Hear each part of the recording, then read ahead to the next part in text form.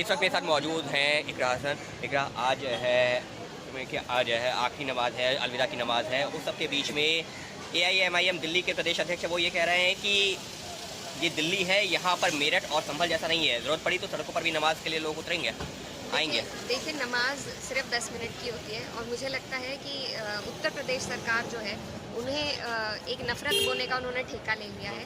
एक मज़हब के ख़िलाफ़ हमेशा कार्रवाई करी जाती है, हमेशा नफ़रत बोई जाती है और उसी के तहत ऐसे बयान आ रहे हैं। लेकिन मेरठ से जो बयान आया उसके भी मैं खिलाफत में ये कहूँगी कि किसी को अधिकार नहीं है किसी का भी पासपोर्ट इस तरीके से इम्पाउंड करने का। और नमाज इस देश में होती आई है और होती रहेगी, कोई रोक के दिखा दे नमाज को। तो नमाजें तो होती हैं और इस देश के हमारा जो मज़हब है, हमारे जो बड़े बुजुर्ग हैं, इस देश की मिट्टी में उनका खून शामिल है। यहाँ से ना कोई किसी को हटा सकता है, ना कोई रोक लगा सकता है इस तरीके की। और रही सिक्योरिटी कंसर्न, तो सिर्फ 10 मिनट की बात है जिसमें नमाज होती है। और नमाज जैसा मैंने बताया, ईद की नमाज मस्जिद में नहीं होती, ईदगाह में होती है। और ईदगाह के बाहर का जो एरिया है, कभी कभी भीड़ की वजह से वहाँ पर नमाज हो जाती है। हर सड़क पे कोई नमाज पढ़ने नहीं पहुँचता है, सिर्फ ईदगाह के आसपास सड़क पर लोग नमाज पढ़ लेते हैं। और मुझे लगता है उससे किसी को ना तो कोई सिक्योरिटी कंसर्न होता है और ना कोई आपत्ति होनी चाहिए, क्योंकि आज तक हमारे देश में सदियों से इसी तरीके से नमाजें होती आई हैं। और इस जो खूबसूरती है हमारे देश की, उसको ख़राब किया जा रहा है, उसको तोड़ा जा रहा है और जनता नहीं भूलेगी। उत्तर प्रदेश में तो कई जगहों पर जो है इस पर रोक लगी है कि सार्वजनिक जगहों पर नहीं, आप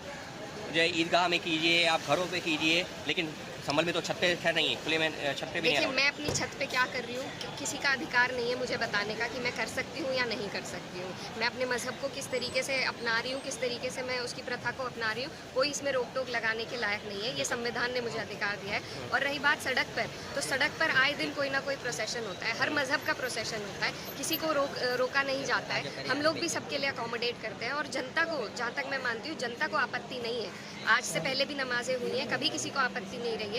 ये सिर्फ सरकार है, खासकर उत्तर प्रदेश की जो नफरत वाली सरकार है, वो ये बीज बोने की कोशिश कर रही है। और ऐसे लोगों का जल्द ही वक्त पूरा हो जाता है और हमें उम्मीद है कि 27 में जनता इन्हें जवाब देगी। लेकिन मैं ये भी कहना चाहूँगी कि ये मज़हब है हमारा और त्यौहार है हमारा, तो ये मनाया जाएगा, किसी से किसी को डरने की जरूरत बस आखिरी सवाल, आज जो है जब नमाज होगी तो काली पट्टी बांध करके, क्योंकि वक्फ बिल का भी विरोध हो रहा है। जी बिल्कुल, देखिए लगातार इतनी सौगातें हमें मिल रही हैं, कभी वक्फ की, कभी सर्वे की, कभी आज नमाज रोकने की। तो इस सरकार के खिलाफ यही तरीका है कि हम अपना विरोध दर्ज कर सकें। तो साफ तौर पर इकरा हसन जो कह रही हैं कि संविधान में हमको हमारे धर्म के पालन करने का अधिकार मिला हुआ है देश के सभी नागरिकों को, तो ऐसे में